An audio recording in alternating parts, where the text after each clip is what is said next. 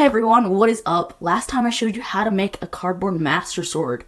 This time I'll be showing how to break the master sword to match the newest game, Tears of the Kingdom. Like before, this build, or destruction I guess, is made very easy thanks to the template down in the description, so go check that out and let's get right into the video.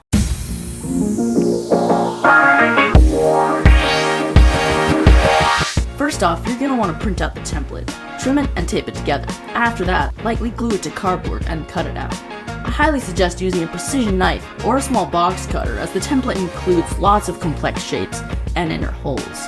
To allow you to attach this to the original master sword, we will be sticking wooden skewers in the bottom of the middle layer. If you oriented your cardboard corrugation correctly, you can just glue the skewers in the holes already there, but I didn't, so I'll be cutting spots for them.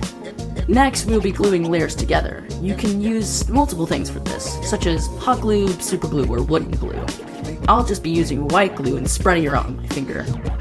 All the layers just stack together like this. To find out where to cut the blade off, measure the bottom width of the broken blade and add a millimeter or two to account for the thickness of the filler that we'll add later. Then, just cut the blade off using a knife, or maybe a guy in a dark cavern will break it off for you. Now you can simply insert the skewers into the corrugation of the handle. To reattach the original blade, just put skewers into the corrugation and slide it on. This looks pretty good, but you can clearly see the layers. To fix this, we can use wood filler, clay, watered down wood glue soaked paper, and many more.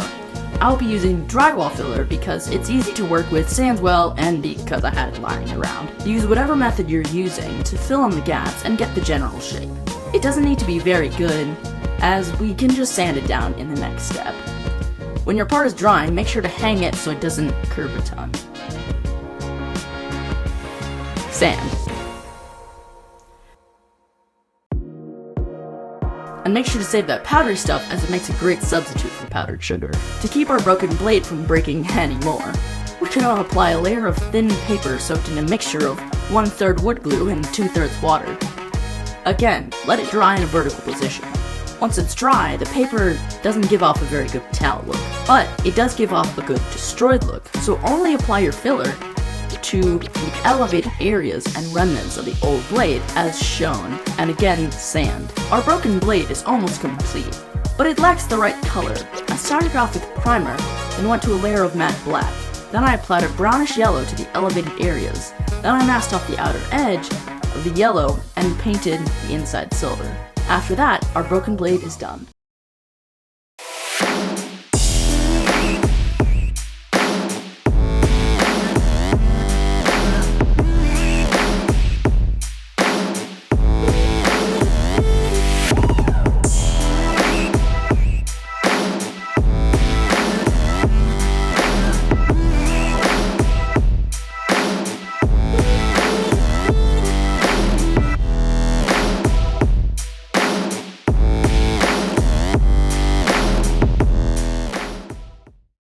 Hi again, I'd just like to say thanks for watching. If you like this video, please help the channel out and give it a like and subscribe. It would mean a lot to me, and it genuinely helps the channel.